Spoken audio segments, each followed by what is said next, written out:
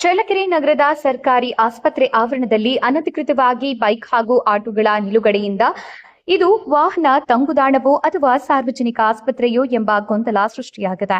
ನಗರದ ಹೃದಯ ಭಾಗದಲ್ಲಿರುವ ಸರ್ಕಾರಿ ಆಸ್ಪತ್ರೆ ಎದುರಲ್ಲಿ ಖಾಸಗಿ ಬಸ್ ನಿಲ್ದಾಣ ಇರುವುದರಿಂದ ಚಿತ್ರದುರ್ಗ, ಬಳ್ಳಾರಿ, ಬೆಂಗಳೂರು, ಹಿರಿಯೂರು ಸೇರಿದಂತೆ ವಿವಿಧ ಕಡೆಗಳಿಗೆ ಪ್ರಯಾಣಿಸುವವರು ತಮ್ಮ ಬೈಕ್ಗಳನ್ನು ಆಸ್ಪತ್ರೆ ಆವರಣದಲ್ಲಿ ನಿಲ್ಲಿಸಿ ತೆರಳುತ್ತಿದ್ದಾರೆ.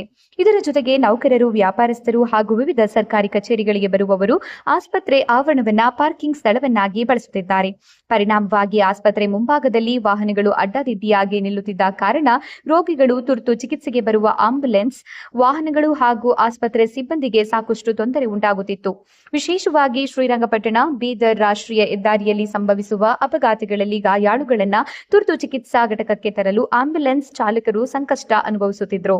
ಈ ಕುರಿತು ಹಲವು ಬಾರಿ ಖಾಸಗಿ ವಾಹನ ನಿಲ್ಲಿಸದಂತೆ ಆಸ್ಪತ್ರೆ ವಾಚ್ಮ್ಯಾನ್ಗಳು ಎಚ್ಚರಿಕೆ ನೀಡಿದ್ರೂ ಪ್ರಯೋಜನವಾಗಿರಲಿಲ್ಲ. ಕೆಲ ಸಂದರ್ಭಗಳಲ್ಲಿ ಮಾತಿನ ಚಕಮಕಿ ಹಾಗೂ ಹಲ್ಲೆ ಪ್ರಕರಣಗಳು ಠಾಣೆ ಮೆಟ್ಟಿಲೇರಿದ ಉದಾಹರಣೆಗಳು ಕೂಡ ಇವೆ. ಇಲ್ಲಿ ಖಾಸಗಿ ವಾಹನಗಳಿಗೆ ನಿಷೇಧ ಎಂದು ಫಲಕ ಅಳವಡಿಸಿದ್ರೂ ಸಮಸ್ಯೆ ನಿಯಂತ್ರಣಕ್ಕೆ ಬಾರದೆ ಹಿನ್ನೆಲೆ ಇದೀಗ ಆಸ್ಪತ್ರೆ ಸಿಬ್ಬಂದಿ ಮುಖ್ಯ ಗೇಟನ್ನೇ ಮುಚ್ಚಿರುವುದು ಹೊಸ ತೊಂದರೆಗೆ ಕಾರಣವಾಗಿದೆ.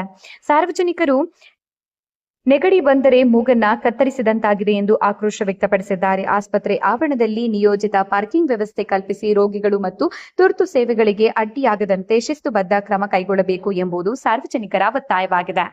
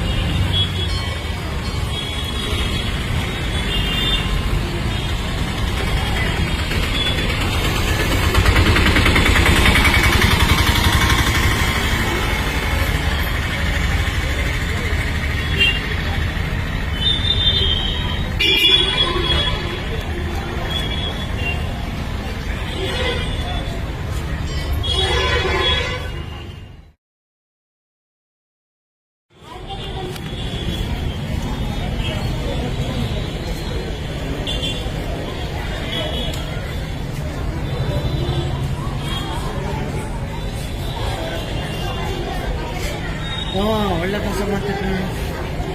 ಇನ್ನು ಭಾರಿ ಒಳ್ಳೆ ಕೆಲಸ ಮಾಡಬೇಕು. ಏನು